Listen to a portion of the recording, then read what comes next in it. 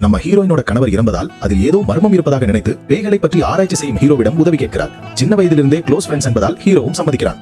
ஹீரோயினின் கணவர் மரணம் அடைந்தது கேரளாவில் பெரிய செய்தியாக வெளியாகி இருந்தது. அதை ஹீரோ பார்த்தவுடன் ஹீரோயினுக்கு உதவ வேண்டும் என்று கிளம்பி அவசரமாக வருகிறான். ஹீரோ போலீஸ் விசாரணை நடக்குதுல என்னையும் கூப்பிட்ட என்று கேட்க ஹீரோயின் இதில் ஏதோ அமானுஷ்யம் இருக்கு, போலீசால் கண்டுபிடிக்க முடியாது, நீதான் உதவ வேண்டும் என்று சொல்கிறார். உண்மையில் என்ன நடந்தது என்றால் நம் ஊரில் நடக்கும் பிக் பாஸ் போல ஒரு டிவி ஷோவை ஏற்பாடு செய்திருக்கிறார்கள். அதில் 6 பேரை தேர்வு செய்து ஒரு பயங்கரமான பேய் பங்களாவுக்குள் அனுப்பி அனைத்து டாஸ்கையும் முடித்து கடைசியில் ஒருத்தர் இருந்தான், அவருக்கு தான் 1 கோடி என்று சொல்லியிருக்கிறார்கள். போட்டியாளர்களை பயமுறுத்தவே ஒரு டீம் இருக்கும். அந்த டீமை லீட் செய்வதுதான் ஹீரோயினின் கணவர். எல்லா ரூல்ஸையும் சொல்லி அந்த 6 பேரையும் உள்ளே அனுப்புகிறார்கள். முதல் நாளே ஒரு பெண்ணை பயங்கரமாக பயமுறுத்தி விடுகிறார்கள். நிஜமாகவே அங்கு பேய் இருப்பது போல் செம்ம எஃபெக்ட் செய்து கட்டி விடுகிறார்கள். அடுத்த நாள் காலையில் அந்த 6 பேரும் வெயில சுற்றி பார்க்கும்போது ஒரு பெரிய மரத்தடியில் ஒரு கதவு பூட்டி இருப்பதை பார்க்கிறார்கள். அதை பெரிதாக கண்டுகொள்ளாமல் அன்றிரவு டாஸ்க் முடிக்க செல்கிறார்கள். முதல் டாஸ்கிலும் ரொம்பவே பயமுறுத்தி விடுகிறார்கள். அந்த பயத்திலேயே இரண்டாவது டாஸ்கில் ஒரு பொருளை கண்டுபிடிக்க வேண்டும் என்று சொல்கிறார்கள்.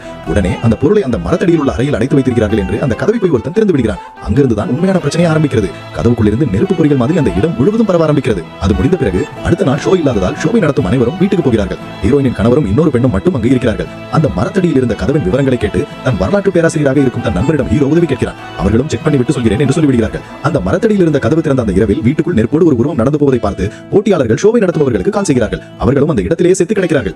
இதற்கு பிறகு அந்த ஷோவில் இருந்த அத்தனை பேருமே துடிக்க துடிக்க சாகிறார்கள். இந்த ஷோவில் என்ன நடந்தது என்பதற்கான வீடியோ ஆதாரத்தை தான் ஹீரோ இவ்வளவு நேரம் பார்த்துக் கொண்டிருந்தான். அப்படி அதை பார்க்கும்போது தான் அங்க ஒரு உருவம் இருந்ததை கவனிக்கிறார். அப்போதுதான் அந்த கதவை பற்றிய ஒரு விஷயத்தையும் அந்த பேராசிரியர் ஷேர் செய்கிறார். அந்த ஊரின் உண்மையான பெயர் பிரம்மக்ரி என்றும் அங்கு ஒரு மோசமான ஊர் தலைவர் வாழ்ந்து வந்ததாகவும் சொல்கிறார். அங்கு ஒரு அழகான பெண்ணை தன் 2வது தரமாக கல்யாணம் செய்து கொள்கிறார். அந்த பெண்ணை தன் அந்தப்புறத்தில் வைத்து பத்திரமாக பார்த்துக் கொள்கிறார். அந்த நேரம் அங்கு கோயில் திருவிழா வர சாமி வேஷம் கட்டி ஆள் மீது ஆசைப்பட்டு அந்த பெண்ணும் அவனும் ஒன்றாக இருக்கிறார்கள். இதை அந்த ஊர் தலைவர் பார்த்து விடுகிறார். சாமி வேஷம் கட்டுவதற்கு முன்பு அவன் அசுத்தப்பட்டதால் அவன் மேல சாமி வரம் மறிக்கிறது. இதை கண்டு ஊர் மக்கள் பயப்படும் போது மறுபடியும் தன் மேல் சாமியை வரவழைக்கும் போது ஊர் தலைவரோட ஆளை வைத்து அவனை கொன்று விடுகிறார். பாதி சாமியாகவும் பாதி மனிதனாகவும் இருந்து இறந்ததால் அவன் ஒரு தீ ஆத்மாவாக மாறி ஊர் மக்கள் எல்லாரையும் பழி வாங்கும் போது அவனை அடக்கியுள்ள கதவுக்குள் அடைத்து வைத்ததாகவும் அந்த அந்தப்புறம் தான் இப்போது ஸ்கேரி ஹவுஸாக மாறி இருக்கிறது என்றும் சொல்கிறார்கள்.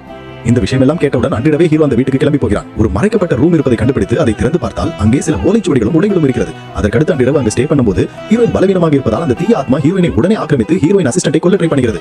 உடனே அவளை பிடித்து கட்டி வைத்து விடுகிறார்கள். அதற்கடுத்து ஹீரோயின் உடலை அதை ஆக்கிரமித்து அசிஸ்டன்ட்டை ஹீரோ மூலமாகவே கொண்டு விடுகிறது. இது எதுவுமே தெரியாமல் ஹீரோயின் மேல வந்து ஹீரோ கோபப்படுகிறான். ஆனால் இவன் தான் அவளை கொன்றான் என்பது கேமராவில் தெரிந்து ரொம்ப கவலைப்படுகிறான். அதற்கு பிறகு இந்த ஆத்மாவுக்கு ஒரு முடிவு கட்ட வேண்டும் என்று சொல்லி உடனே சாமி ஆடுவதற்கான ட்ரெஸ் எல்லாம் போட்டு அந்த ஆத்மாவை இவனுக்குள்ளே வரவழைத்து ருத்ர தாண்டவமாக அந்த கதவை அடைக்கிறான்.